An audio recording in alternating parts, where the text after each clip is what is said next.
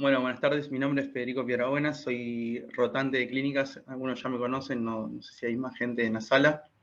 Esta clase, bueno, como dice el título, va a estar orientada a la analgesia posoperatoria en pacientes con insuficiencia renal. Es un tema que surgió junto con Marce y los chicos de la residencia como para ver qué hacemos en el manejo en piso de clínica médica, idealmente, luego que el paciente sale del quirófano y vuelve con dolor, o digamos se le va saliendo el efecto de la analgesia que se instauró en el quirófano y hay que solucionarlo. El contenido de esta clase va a hablar un poco de lo que es la enfermedad renal crónica, la definición, sus estadios, algunos puntos que vamos a tener que tener en cuenta y sobre el tema de bloqueo regional, que es digamos, muy utilizado en estos tipos de pacientes. Los estadios de la enfermedad renal crónica, uno por uno, vamos a ir viendo cuál sería lo ideal, digamos, del manejo de fármacos. Después, idear la estrategia analgésica, y vamos a hablar un poco también de las dosis y en base a qué tipo de cirugía se realizó el paciente, qué tipo de estrategia vamos a seleccionar. Y por último, las conclusiones. ¿Se escucha bien? Para chequear. Sí, Sí, sí. perfecto. Bueno, muchas gracias. Bueno, a modo de introducción, el dolor postoperatorio en los pacientes con insuficiencia renal crónica supone un problema, no solo en ciertas áreas del cuidado de la salud, sino a nivel, digamos, global. Son pacientes que tienen en base dolor crónico, más del 50-60% de pacientes que están en hemodiálisis presentan dolor, ¿sí?, por prevalencia. A las fechas se están estudiando esquemas nuevos de fármacos o de fármacos ya existentes para ver la eficacia y la seguridad en estos tipos de pacientes. El tipo de dolor, por el tipo, digamos, de cirugía que se va a realizar, va a ser de tipo nociceptivo, por lesión de fibras de terminaciones libres, y va a estar dado más que nada por el impacto de la cirugía, si va a ser de impacto bajo o moderado o alto.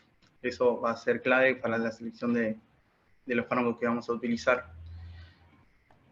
La enfermedad renal crónica es una patología con una prevalencia en aumento a nivel mundial. Esto está dado porque los pacientes tienen más expectativa de vida por el desarrollo de la salud. Se comporta como una enfermedad sistémica, ya que compromete varios órganos, no solamente el riñón, sino que principalmente también afecta al sistema cardiovascular, a las coronarias y también al sistema de la hemostasia. Bueno, como decía anteriormente, son pacientes que están predispuestos al dolor crónico. Este tipo de dolor muchas veces es de tipo neuropático. Y los procedimientos quirúrgicos en este tipo de pacientes suponen altas complicaciones por el manejo fino de las dosis de analgesia, anestesia y del manejo de volúmenes, ya que los pacientes toleran bastante volumen, pero tienen, digamos, escasa respuesta cuando se los sobrecarga. Las complicaciones suelen ser cardiovasculares más que nada. A modo de definición, la insuficiencia renal crónica o insuficiencia renal se define como presencia de daño renal o como disminución de la función renal que, bueno, perdón por el desorden, la presencia de daño renal va a estar dada, digamos, por la liberación urinaria de albúmina mayor de 30 miligramos día, o disminución de la función renal en base a la tasa de filtrado glomerular, que es la que vamos a utilizar nosotros en esta clase, que es por disminución de la cantidad de mililitros producidos por los riñones en un minuto, y bueno, un estándar de 1,73 metros cuadrados. Esto es una imagen donde, digamos, resume un poco a simple vista los estadios. Hay estadio 1, 2, 3, 4 y 5, que el 5 ya puede tener o no reemplazo, terapia de reemplazo, que es la hemodiálisis. El estadio 1 es aquel paciente que tiene mayor o igual a 90 mililitros minuto de excreción renal, son asintomáticos y por lo general son detectados por algún estudio que se hizo de rutina y que tiene predisposición a tener enfermedades sistémicas como por ejemplo la diabetes. Estadio 2, al igual que el estadio 1, también son pacientes que tienen la función renal no preservada, pero nos permite utilizar varios fármacos, o la mayoría. Son asintomáticos también, tienen lesión de la vía urinaria o renal y presentan una comorbilidad. También pueden ser asintomáticos estos pacientes y por lo general se diagnostican a través de estudios de rutina. Estadio 3 de la enfermedad renal crónica, bueno, ya se define como moderado, el filtrado glomerular es de 30 a 59, puede tener síntomas asociados a la uremia, pero no es lo habitual, ¿sí? Y acá ya empezamos a manejarle el ajuste de drogas. Estadio 4 ya es un estadio severo, va de 15 a 29 mililitros minuto, y ya es un paciente que tiene restricción a ciertas drogas, como por ejemplo el tramadol, que lo vamos a ver un poquito más adelante, pero no están en hemodiálisis. Y estadio 5, la mayoría de los pacientes están en hemodiálisis, algunos todavía están en estadio 4, pero es cuestión, digamos, de progresión de la enfermedad para entrar a la terapia de reemplazo renal. Los puntos a tener en cuenta, que nos van a servir más adelante para la clase, es la prevención. Siempre vamos a tratar de prevenir el mayor daño renal, digamos, la progresión de la enfermedad por los fármacos administrados. Los fármacos que vamos a utilizar en los estadios, principalmente 3, 4 y 5, se deben ajustar. Y en el caso del estadio 2 también, ya vamos a ver en algunos casos. Y siempre vamos a tener que tener en cuenta que estos pacientes presentan dolor crónico y que se puede utilizar, digamos, gabapentinoides para su control, ya que si no se trata desde un principio previo a la cirugía, el paciente puede quedar con dolor crónico y esto afectar su calidad de vida. Esto también es un cuadrito que resume lo que estábamos hablando recién, de los tipos de dolor que tienen los pacientes. Las estrategias farmacológicas que vamos a adoptar por estos pacientes van a tener que ver con la farmacocinética y la farmacodinamia de los analgésicos o las drogas que vamos a utilizar. El rol de los bloqueos regionales lo puse en esta sección, ya que van a estar en todos, digamos, los estadios de la enfermedad renal. Están muy recomendados por las guías, ya que, digamos, no tiene biodisponibilidad sistémica en los fármacos administrados y van a controlar muy bien el dolor desde un principio de la cirugía. Después hay un punto que dice analgesia epidural sí o no, ya que esto es bastante controversial por los riesgos de estos pacientes de producir sangrados, ya que tiene una alteración plaquetaria por el aumento de la urea en sangre. No encontré un estudio que diga que lo aconsejan o no, muchos guías la recomiendan, pero no hay un estudio así serio como para decir sí o no, ¿sí? No sé si alguno tiene una experiencia, después me lo puede volcar. El manejo del dolor a grandes rasgos en el estadio 1. El manejo del dolor postoperatorio no difiere con respecto a los otros pacientes sin enfermedad. Siempre se debe considerar, como decíamos recién, el bloqueo del nervioso periférico neuroaxial y el uso de analgesia multimodal intra y postoperatoria para el ahorro de opioides. Paracetamol y los AINES son las bases analgésicas. Los opioides solamente se van a utilizar para el dolor moderado severo o en caso de rescate. El uso de ayudantes como gabapentina y pregabalina también se puede utilizar y esto está demostrado que previo a la cirugía mejora, o sea, tiene mayor eficacia para el manejo del dolor crónico que puede generar la cirugía.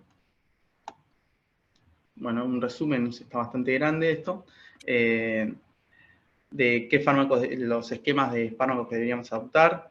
Para el dolor medio o moderado sería el paracetamol con AINES, más o menos tramadol, sería una opción como de rescate. Para el dolor moderado severo, se puede utilizar siempre el paracetamol, AINES, tramadol más opioides, y como de manera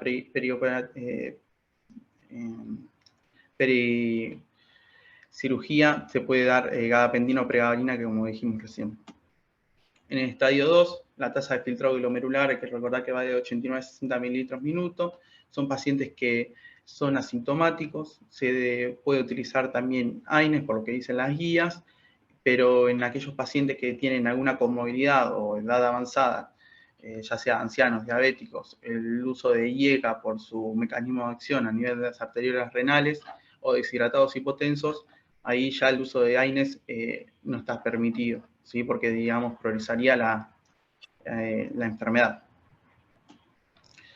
También un cuadrito de estadio 2 de las drogas que se podrían utilizar. En estadio 3 y 4, la tasa de filtrado glomerular va de 59, entre 59 y 15 mililitros minuto. No se indican AINES. Si se puede utilizar bloqueos regionales sería lo mejor, ¿sí? Se utilizan también opioides. Van a ver que a partir de ahora el fentanilo y la metadona va a estar siempre por su farmacocinética, como hablábamos antes, y su seguridad en estos pacientes. El ajuste de analgésicos va de acuerdo al filtrado glomerular. Evitar también lo que son los analgésicos de liberación controlada o prolongada, que ahí vienen algunos comprimidos, y los que yo he visto son de morfina que tenemos en nuestro medio, que lo único que hacen es controlar la liberación de la morfina o del fármaco, y esto prolonga, digamos, el metabolito activo a nivel sérico, aumentando, los efectos adversos y sin poder suspender la medicación. La pregabalina y gabapentin solo en casos de dolor neuropático, y estos fármacos también se ajustan en base al filtrado glomerular del paciente. Otro cuadro donde resumen los esquemas que hablábamos recién. También aparece la ketamina como para manejo de la hiperalgesia, que no se ajusta a función renal este fármaco. Estadio 5, similar al estadio 4, son aquellos pacientes que tienen un filtrado glomerular menor a 15 mililitros, pueden estar o no en hemodiálisis. Los pacientes que dializan se recomienda fuertemente el uso de paracetamol con una dosis máxima que va de 4 gramos día, ¿sí? Por su hepatotoxicidad.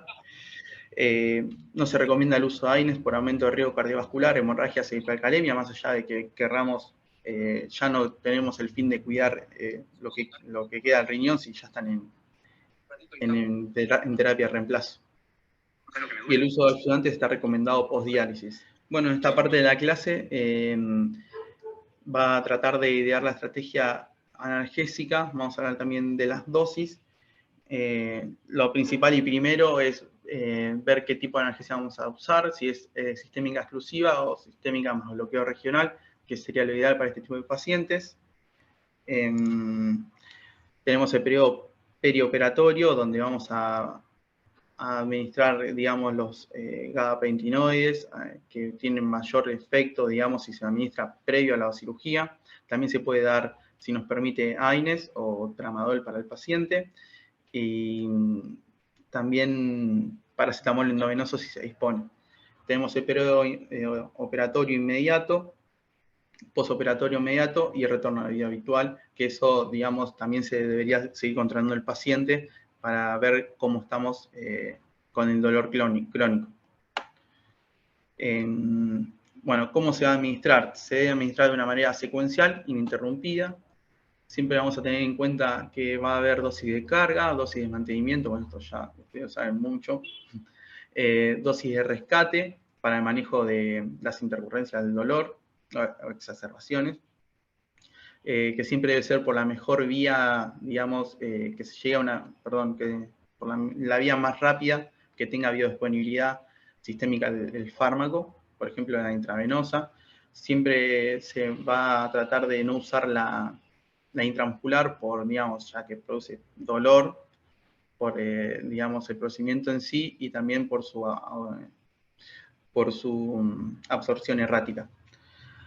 Debemos tener una dosis anticipatoria o una dosis también de rescate y de una evaluación periódica con la escala EVA del dolor. Utilizar la vía endovenosa cuando el paciente necesita ayuno y cuando ni bien recupere la vía oral o tolere los líquidos, ya utilizar exclusivamente la vía oral. Eso es lo que recomiendan las guías. Bueno, lo que hablábamos al principio de la clase, vamos a ver qué impacto va a tener la cirugía sobre el paciente. Esto se llama impacto nociceptivo previsto. También es algo que manejan. Seguramente existen cirugías de bajo a moderado o moderado a alto, ¿sí? Esto va a ser dado por el tipo de abordaje que va a tener el paciente.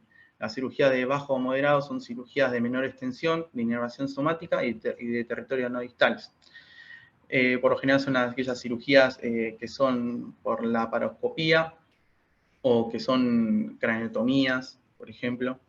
Y las de moderado alto son amplias zonas de lesión o de apertura y tienen inervación somática más que nada. Son aquellas cirugías, por ejemplo, de traumato, que son de partes distales del cuerpo, cirugías, laparotomías abiertas, perdón, por la redundancia.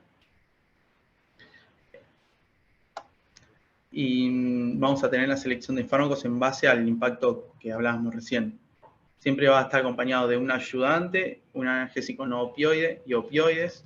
Esto es para disminuir, digamos, el consumo exclusivo de los fármacos fentanilo o hidromorfona. Bueno, es básicamente la analgesia multimodal. En primer cuadro, esquema en los pacientes que tienen bajo impacto. Vamos a siempre que podamos administrar AINES o Coxib más paracetamol, utilizarlos. Van a tener dosis de carga, que son de 30 a 60 minutos previo a la incisión por vía endovenosa. La dosis de mantenimiento, bueno, para el paracetamol va de 10 a 20 miligramos kilo cada 4 o 6 horas. Diclofenac 1 miligramo kilo en aquellos pacientes que sean de estadio 1 principalmente. Y también se va a poder utilizar naproxeno para el postoperatorio. En cuanto al diclofenac o los AINES, hay que evitar su uso prolongado, no más de 3 días, ya que, digamos, puede exacerbar o aumentar la enfermedad renal crónica o disminuir el filtrado glomerular, sería. Y debe estar bien monitoreado el uso de AINES. Siempre vamos a pedir la función renal diariamente, si es que lo utilizamos. Los rescates en este grupo va a ser con fentanilo o tramadol. Bueno, las dosis en las que se utilizan habitualmente no se ajustan. Va de 25 a 50 microgramos endovenosos con un intervalo no menor a 5 minutos. Y el tramadol 100 miligramos cada 12 horas vía oral. O también viene, realizando esta clase, me enteré que existía la forma farmacéutica endovenosa. En los que tienen de moderado a alto impacto es el mismo esquema, nada más que se le va a agregar opioides. Acá tenemos el tramadol, con una dosis de carga que va de 0,5 a 1 miligramo kilo y una dosis de mantenimiento de 2 a 4 miligramos kilo cada 24 horas. Y el fentanilo, una dosis de carga de 0,5 a 1,5 microgramos kilo y una dosis de mantenimiento de 1 a 3 microgramos kilo. No se utiliza la morfina porque, como ya sabemos, su paso hepático genera los metabolitos que son activos, más que nada la morfina 6-gluconónido, que se elimina por vía renal y en estos pacientes, al no poder eliminarse, se va a acumular y así generar los efectos adversos propios de la medicación, respiratorios, neurológicos, gastrointestinales. Así que solamente se pueden utilizar estos dos fármacos y también la metadona. Los rescates en este grupo va a ser también con fentanilo, con las mismas dosis de 25 a 50 gamas, con un intervalo no menor a 5 minutos. Si se puede, y prevemos que el paciente pueda tener, digamos, dolor crónico, para prevenirlo, vamos a utilizar antihiperalgésicos. En este caso tenemos la ketamina, clonidina y dexmedetomidina. Se puede utilizar por sí solo cada uno o combinados, como se realiza, como, bueno, veo que utilizan ustedes. Esto siempre y cuando tengamos monitorización, ¿no? En piso de clínica que no tenemos monitores, no vamos a utilizar estos fármacos, pero quizás en una terapia intermedia o terapia intensiva sí se puede continuar con estos antihiperalgésicos luego de la cirugía. las dosis de cada fármaco. La ketamina va a ir de 0,5 a 0,25 miligramos kilo, no se ajusta. La clonidina de 2 a 4 miligramos kilo de dosis de carga, y la dexmedetomidina una dosis de carga de 0,3 a 0,5 y una de mantenimiento de 0,5 a 0,7 miligramos kilo hora. El rescate va a ser con fentanilo, como dije recién. Y por último, siempre también se puede asociar a gabapentinoides, que en este grupo tenemos la pregabalina y el gabapentin, que son los dos más estudiados en este tipo de pacientes. Bueno, para la pregabalina acá puse las dosis ajustadas dependiendo del clearance. Un clearance mayor a 60 mililitros minuto se puede utilizar de 25 a 100 miligramos cada 8, y en medida que va disminuyendo vamos ajustando la dosis. En ambos casos, los fármacos, cuando el paciente esté ya en terapia de reemplazo, se administra luego de diálisis, al igual que el tramadol que me olvidé de decir. Y a modo de conclusión, bueno, el manejo eficaz del dolor requiere entender y catalogar del tipo de dolor que va a estar sometido el paciente. Por lo general son de nociceptivos, por el tipo de cirugía, y el estadio de la enfermedad renal crónica. También vamos a tratar de evitar la acumulación de metabolitos activos que se eliminen por la vía renal, como en el caso de la morfina, si es que se opta, que no está recomendado de todas maneras. Sí está recomendado el uso de analgesia multimodal para ahorrar el uso de opioides y así disminuir los efectos adversos. El monitoreo diario de la función renal y el uso de ayudantes para evitar el dolor crónico, principalmente si se puede realizar previo a la cirugía. Muchas gracias. Esto, bueno, es algo que me pasó a mí siempre. Y la bibliografía. No sé si quiere alguien aportar algo a la clase. Marce Muchas me había gracias, pedido. Fede, por haberte tomado el tiempo y hacer la clase. Estuvo muy linda. Bueno, Gracias, Fede. Gracias, Fede. Yo te quiero preguntar algo de sí, los AINES. sí. ¿Por qué los AINES no se dan en insuficiencia renal? ¿Te diste algo de la fisiopatología? Sí, Las, estaba las descrito por, digamos, prostaglandinas. el tema de las prostaglandinas que generan vasoconstricción a nivel de las arteriolas renales, y esto genera hipoperfusión renal y, digamos, disminuye el filtrado y así disminuye la función renal. Es por eso que no se dan, y en combinación con los IECAS en el estadio 2 no se aconseja. Bien.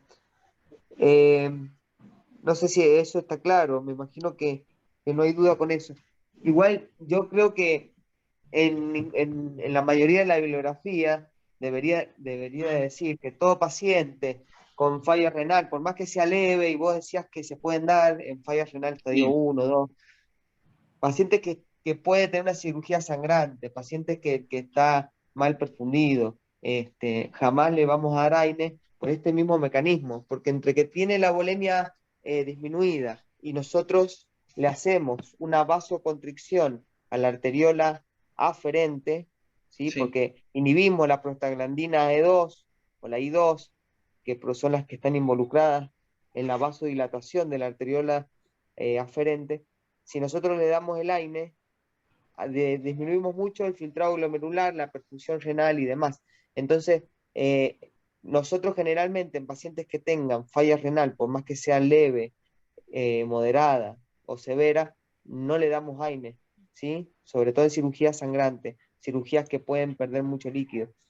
Inclusive los politraumatizados, por más que no tienen falla renal, obviamente que están contraindicados, ¿sí? Por ese mecanismo. Así que, nada, fantástica la clase.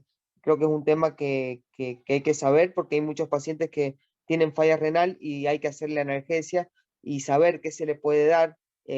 Por ejemplo, la morfina, todos usan morfina, el rescate de morfina, el cirujano le pone el diclo más el rescate de morfina. Si el paciente tenía falla renal, que quizás no lo sabe y nunca vieron en el laboratorio, tiene falla renal, le ponen el diclo con rescate de morfina y lo mandan a la diálisis directamente. Entonces, es muy importante hacer esto de la bomba de fentanilo, usar fentanilo, porque el fentanilo no tiene metabolitos activos, ¿sí?